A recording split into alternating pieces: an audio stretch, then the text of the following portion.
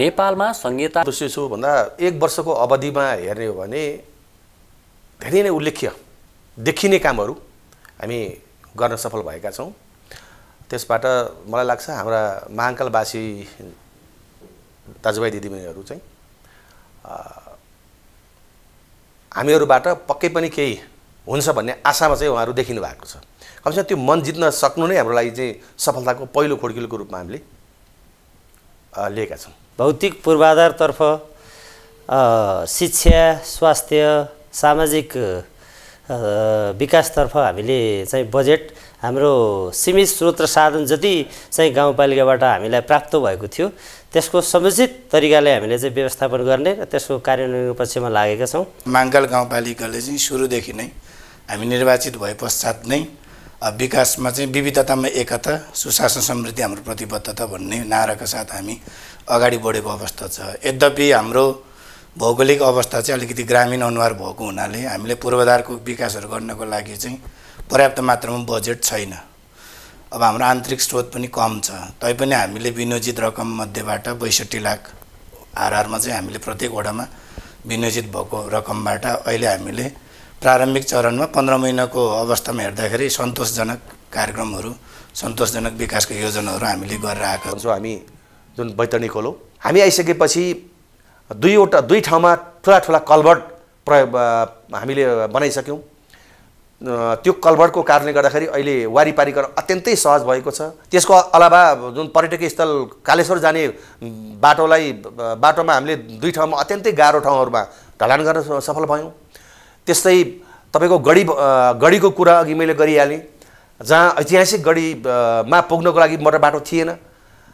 गत आवामा नै हामीले त्यो बाटो चाहिँ लगभग गढीमा चाहिँ पुर्यायौँ, तर बिचमा अलिकति थोरै ब्रेकर हान्ने काम बाहेक त्यो बाटो लगभग त्यो पनि हामी जोड्न सफल भयौँ। अब हाम्रो कार्यकालको गौरव गर्न लायकका कामहरू भनेको हुन त रेगुलर रेसिडुअल रूपमा बनेको यो भवनको हुन त दायित्व हामीले पनि लिनुपर्छ, किनकि आर्थिक दायित्व पनि हामीमा आएर पर्यो होइन बोझ। ती सबैलाई हामीले पार गर्दै अहिले सुविधा सम्पन्न गाउँपालिका भवन उद्घाटन गर्दै गर्न सफल भयौँ। हाम्रो टोटल बजेट चाहिँ 42 करोड 58 लाख छ यो चालु अब 80-81 को, र यसमा चाहिँ पुँजीगत तर्फ चाहिँ हाम्रो 12 करोड 81 लाख 75 हजार रुपियाँ छुट्याइएको अवस्था छ भने यता हाम्रो चालुतर्फ चाहिँ 29 करोड 76 लाखको हाराहारीमा चाहिँ छुट्याइएको अवस्था छ। अब यो वडा पनि अलिकति थोरै भएको कारणले गर्दाखेरि चाहिँ टेन्टेटिभली अब वार्षिक बजेट चाहिँ सङ्घीय सरकारबाट र त्यसपछि अनि यता हाम्रो प्रदेश सरकारबाट आउने बजेट अलिकति कम भोल्युममै देखेँ मैले। र प्राथमिकताको क्षेत्रमा चाहिँ हाम्रो अब मुख्य भनेको अब यो सडक स्तर उन्नति गर्नु नै अलिकति एकदम नितान्त आवश्यकता देखिराखिएको छ होइन। पहिलो प्राथमिकता त्यसमा छ, र त्यसपछि दोस्रो चाहिँ कृषि। यहाँ चाहिँ एकदम कृषि उत्पादन चाहिँ एकदमै बढी मात्रामा हुने, दुग्ध उत्पादन हुने, त्यसपछि अब फलफुल खेतीहरूको, नगदे बालीहरूको पनि एकदमै प्रशस्त मात्रामा उत्पादन हुने भएको कारणले गर्दा कृषि, त्यसपछि अनि पशुपालनतर्फ र त्यसपछि सडक पूर्वाधारतर्फ चाहिँ अलिकति बजेट चाहिँ मुख्य लक्ष्य बनाएर छुट्याएको अवस्था छ। यो क्षेत्रको विकास यदि चाहिँ हामीले चाहिँ एकदम द्रुत गतिमा गर्ने हो भने सडक स्तर उन्नति नै मैले पहिलो प्राथमिकतामा राख्नुपर्ने अवस्था मैले देखेको छु। किनभने यहाँको जति पनि किसानहरू हुनुहुन्छ उहाँहरूले उत्पादन गर्नुभएको खाद्यान्न वस्तुहरू चाहिँ बजारसम्म पुर्याउनको लागि पहिला त सडकको पहुँच नै चाहियो होइन। यदि सडक भएन भने त त्यो पुर्याउन सकिँदैन। त्यस कारणले पहिलो प्राथमिकता भनेको सडक नै। यहाँबाट चाहिँ अब हाम्रो ललितपुरसम्म जोड्ने जुन मुख्य सडक, त्यो सडक, र त्यसपछि शाखा सडकहरू हरेक वडा कार्यालयबाट चाहिँ हाम्रो केन्द्र महाङ्काल गाउँपालिकासम्म आइपुग्नुपर्ने सडकहरू, यसलाई चाहिँ स्तर उन्नति गरेर लैजानुपर्ने चाहिँ तत्काल आवश्यकता मैले देखेको छु। दिगो विकासलाई लक्षित गरी गाउँपालिकामा हुने हरेक विकास निर्माणका योजनाहरू सञ्चालन हुँदै आएका छन्। सीमित स्रोत, साधन र आर्थिक अवस्थाको बावजुद पनि वडा स्तरीय विकास निर्माणका कार्यहरू पनि समयमा नै सम्पन्न गर्ने वडा अध्यक्षहरूको योजना छ। र जति हामी कहाँ बजेटहरू आएको छ त्यो बजेटहरूलाई हामीले चाहिँ एकदम असाध्यै राम्रोसँग हेरेर कामहरूलाई दिगो विकासको हिसाब किताबले अगाडि बढ्ने हाम्रो अध्यक्षकोदेखि हामी सबैको एउटै एजेन्डा छ। के व्यवस्थापन गरेर त्यसलाई चाहिँ सहजीकरण गराएर युवाहरूलाई यहीँ देशमै केही हुन्छ, यहीँ केही काम गरौँ भन्ने भावनाहरू चाहिँ जगाउनुपर्छ भन्ने लाग्छ मलाई। यो 15 महिनाको अवधिमा अब वडा स्तरबाट गरिने महत्त्वपूर्ण धेरैवटा कामहरू हामीले गरेका छौँ। कतिपय सुरुवात गरेका छौँ, कति चाहिँ अब सम्पन्न पनि गरिसकेका छौँ। हाम्रो विशेषता हाम्रो बाटो नै छ। त्यो बाटो मात्र ट्र्याकमा त खोलिएको स्थिति छ। त्यो ट्र्याक खोलिएको बाटोलाई जीवन्त बनाइराख्नलाई त्यसमा चाहिँ सधैँ यो बर्खा अनि तपाईँको झरीसरी जुनसुकै अवस्थामा पनि जान सकिने गरी बाटोको व्यवस्थापन गर्ने हाम्रो मेन उद्देश्य पालिकाकै छ। कृषि र पर्यटनका लागि यो गाउँपालिका अत्यन्तै सम्भावना बोकेको ठाउँ हो। उपत्यकाबाट नजिकै पर्ने भएकोले आन्तरिक पर्यटनका लागि यो गाउँपालिका एक उत्कृष्ट गन्तव्य हो। सिम्बा झरना, कालेश्वर महादेव, बैतरणी धाम, विभिन्न गुम्बा, पहाडका सुन्दर श्रृङ्खला र तिनै श्रृङ्खलामा भेटिने विभिन्न भन्ज्याङ तथा गढीहरू यहाँका प्रमुख पर्यटकीय स्थल हुन्। यस्ता प्राकृतिक, धार्मिक तथा सांस्कृतिक क्षेत्रको विकास एवं सम्वर्धन गर्दै पर्यटन प्रवर्धनमा जोड दिन गाउँपालिकाले विभिन्न योजनाहरू अगाडि सारेको छ। पर्यटकीय स्थलमा जाने मोटर बाटो निर्माण गरिएको छ भने यस्ता स्थानको स्तरोन्नतिमा विशेष ध्यान दिइएको छ। मुख्य गरी महाकाललाई समृद्धि बनाउनेतिर लैजाने हो भने, यहाँका जनतालाई समृद्ध बनाउने हो भने मूल कुरो भनेको महाकाललाई पर्यटकीय गन्तव्य स्थलको रूपमा विकास गर्नै पर्छ। त्यतातिर हामीले सोच चाहिँ बनाएका छौँ, तर हाम्रो सोचले मात्रै हुँदो रहेछ। सङ्घ र प्रदेशबाट पनि वर्षमा हैसियत गरिदिए मात्र अगाडि बढ्न सकिने रहेछ। तर अब हाम्रो सीमित स्रोत र साधनले जे जति सकिन्छ हामी क्रमैसँग त्यो गन्तव्यको रूपमा विकास गर्नलाई, पर्यटकीय क्षेत्रको रूपमा विकास गर्नलाई हामी अहोरात्र खटिरहेका छौँ। महाकाल चाहिँ यस्तो एउटा भाग्यशाली चाहिँ म भन्छु। अब हेर्दा धरातल हेर्दाखेरि उबड खाबड, अल्को होचो, भिरालो, विकटता भने जस्तो लाग्छ। तर यो नै हाम्रो चाहिँ मूल सम्पदा हो। किन कसरी हो भन्दाखेरि यहाँ भएका पहाडका श्रृङ्खलाहरू जो जहाँबाट तराईसम्म छ्याङ्ग देखिन्छन्, अनि ती पहाडका श्रृङ्खलाहरूमा पनि बनेका विभिन्न थलीहरू, भन्ज्याङहरू, गढीहरू, अनि त्यही श्रृङ्खलाको मध्यभागमा रहेको कालेश्वर महादेव जो स्वस्थानी व्रत कथामा पनि सतीदेवीको अङ्गपतन भएको कुरा उल्लेख भएको स्थान हो।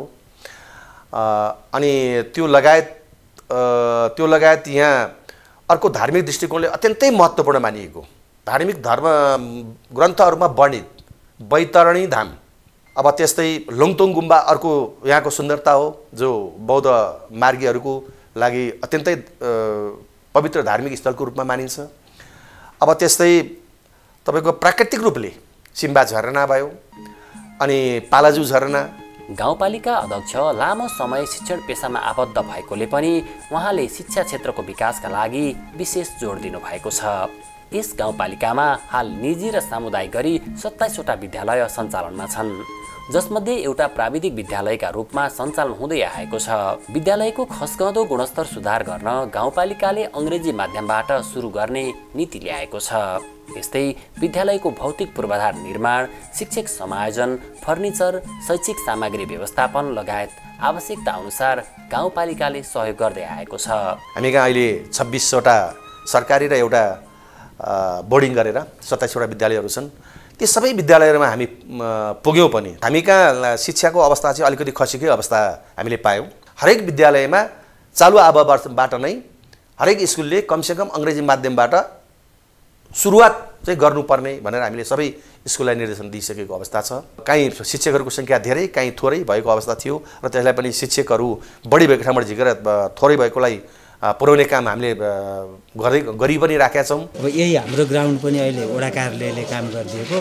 अब अहिले चाहिँ हाम्रो यो घेराबार र अरू गरेर गाउँपालिकाले र वडा कार्यालयले गरेर वडाले 10 लाख, गाउँपालिकाले 18 लाख र हाम्रो 28 लाखको चाहिँ यो अहिलेको यो 80-81 मा खर्च गर्ने गरी बजेटिङ गरिदिएको छ। सहयोग गरेको छ गाउँपालिका र वडा कार्यालयले।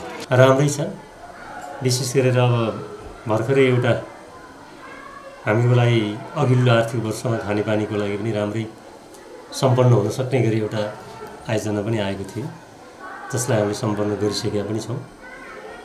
अब अरू पनि विद्यालयको लागि जुन किसिमको उहाँले एलिसमेन्ट गर्नुभएको जुन कामहरू छन् सकारात्मक नै छ। यस गाउँपालिकाको प्रत्येक वडामा स्वास्थ्य चौकी सञ्चालनमा छन्, जसका कारण प्रत्येक स्वास्थ्य चौकीबाट नागरिकहरूले गुणस्तरीय र सहज रूपमा स्वास्थ्य सेवा लिन पाएका छन्। स्वास्थ्य संस्थाहरूमा बर्थिङ सेन्टर सञ्चालनमा छन्, जसले गर्दा नागरिकहरूलाई सहज भएको छ। गाउँपालिकामा रहेको मानिखेल अस्पतालको गुणस्तर सुधार गरी सञ्चालनमा ल्याइएको छ। अब महाकाल गाउँपालिकामा नेपाल सरकारको नीतिअनुसार हरेक गाविस एउटा स्वास्थ्य चौकी भन्ने जुन हिजो यो पुरानै नारा हो, त्यो नारा अनुसारको हाम्रो हरेक वडामा एक एकवटा स्वास्थ्य चौकी छँदैछ। महाकाल गाउँपालिका चाहिँ मैले बुझेको देखेको जानेको विभिन्न क्षेत्रबाट हेर्दा स्वास्थ्यको अवस्था सबैभन्दा सुदृढ चाहिँ यहाँ देखेको छु, व्यवस्थित र सुदृढ छ। र सँगसँगै हामी कहाँ एउटा मानिखेल अस्पताल पनि सञ्चालनमा आएको छ। यहाँ एकदम पूर्ण सहयोग छ चाहिँ सबै। अब हाम्रो वडा अध्यक्ष नै स्वास्थ्य कर्मी भएको हुनाले हाम्रो उहाँले सोध्दै हामीले भनेको सबै समस्या बुझ्नुहुन्छ, त्यसको लागि चाहिँ उहाँलाई धेरै धन्यवाद दिन चाहन्छु र सबै सहयोग गरिरहनु भएको छ। राम्रो छ भनौँ न, जस्तै जे कुरा पनि हामी योभन्दा अगाडि चाहिँ हामी अलिकता देख्नु सक्नुहुन्छ हजुरले, पहिला हामी यो बाटो चाहिँ सञ्चालन गर्थ्यौँ, सेवा सञ्चालन गरेको थियौँ भने अहिले यस्तो त भौतिक संरचनाहरू पनि राम्रो छ, धेरै भइरहेछ भनेपछि सेवा सर्भिस साइटहरू पनि सबै कुराहरूमा चाहिँ राम्रो छ। र कोर्डिनेसनको कुराहरूमा जे कोही पनि जस्तै पनि हामीले किनभने चाहिँ हाम्रो पानीको समस्या छ भनेपछि गाउँपालिकाबाट पाइप आइरहेछ होइन, त्यो कुरा हामी पानीको गरिरहेछौँ भनेपछि आवश्यक चिजहरू हामीलाई जे चाहिरहेछ त्यो कुराहरू चाहिँ हाम्रो पालिकाबाट अथवा वडाबाट पनि जे कुरा पनि सहयोग चाहिँ भइरहेछ नि। कृषि र पशुपालनका हिसाबले यस गाउँपालिका उत्कृष्ट मानिन्छ। महाकाल गाउँपालिकाको आर्थिक उपार्जनको मुख्य स्रोत नै कृषि र पशुपालन हो। गाउँपालिकाले कृषि उत्पादन र बजारीकरणमा सघाउन विभिन्न किसानमुखी योजना अगाडि सारेको छ। सहकारी मार्फत अनुदानमा आधारित रहेर सञ्चालनमा आएका यस्ता योजनाले किसानलाई ठूलो राहत पुगेको छ। यहाँका मान्छेहरूको मूल आय स्रोत भनेको पशुपालन नै हो। पशुपालनबाट झन्डै 30,000 लिटर भन्दा पनि बढी दूध उपत्यका निर्यात हुन्छ।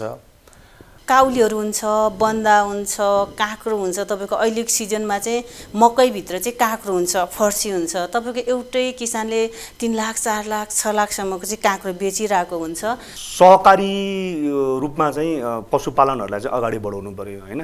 व्यक्तिगत फर्महरूबाट भन्दाखेरि पनि यसलाई चाहिँ चक्लाबन्दीको रूपमा चाहिँ विकास गरेर लिएर जान सकेको खण्डमा एकदमै राम्रो हुन्छ होइन। त्यसको लागि सहकारी मार्फत त्यसलाई चाहिँ सञ्चालन गर्नु पर्यो। अब दुग्ध उत्पादनका चिजहरूलाई पनि सहकारी मार्फत नै बिक्री वितरण गर्ने होइन।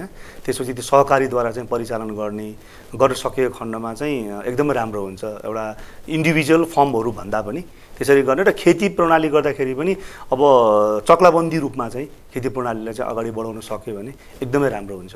विशेष गरी हाम्रो यो कृषि क्षेत्र यहाँ चाहिँ सम्भावना बोकेको दुध र तरकारीको मेन आय स्रोत यहाँको किसानहरूको, त्यो किसानहरूका लागि चाहिँ हामीले पशु बिमाका कार्यहरू नभए जस्तै अब यहाँकै थोरै कोरालीहरूलाई प्रवर्धन गर्नुपर्छ भनेर थोरै कोरालीलाई चाहिँ बिमादेखि एआई फ्रीसम्मका कार्यहरू चाहिँ यो 15 महिनाको अवधिमा मेरो वडाबाट मैले गरेँ।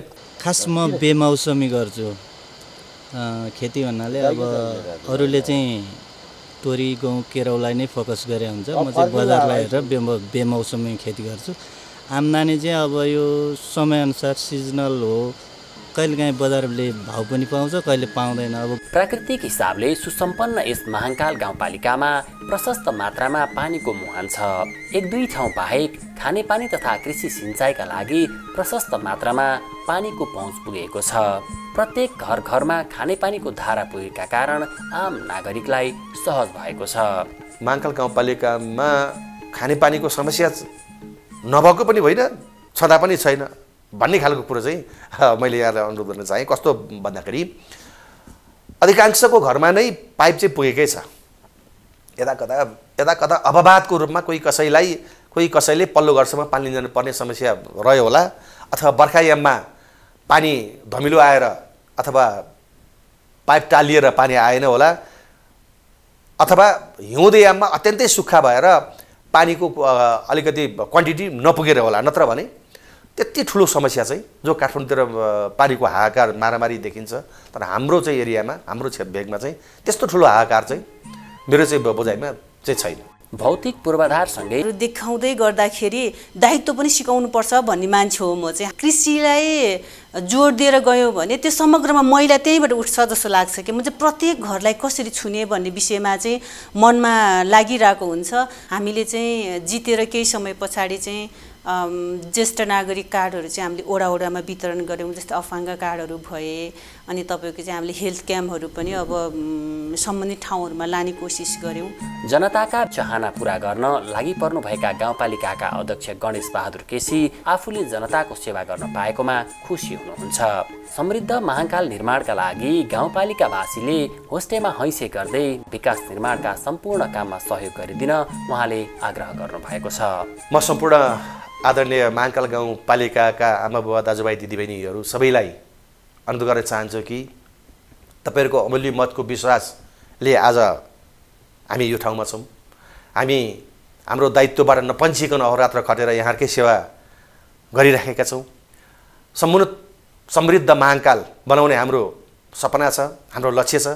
त्यसमा केही एक दुईवटा इँटा को जग राखेको कुरा यहाँहरू समक्ष प्रष्टै छ र त्यसलाई एउटा समृद्ध महाकालको सपना साकार बनाउने क्रममा हाम्रा योजनाहरूमा यहाँहरूले होस्टेमा हैसियत गर्दै साथ र सहयोग गर्नुहुने नै छ र हामी 5 वर्षमा कमसेकम समृद्ध महाकाल दिन नसके पनि समृद्धितिर बढ्दै गरेको महाकालको रूपमा परिवर्तित महाकाल चाहिँ यहाँहरूलाई सुम्पिनेछौँ भन्ने हामी पूर्ण विश्वास छ।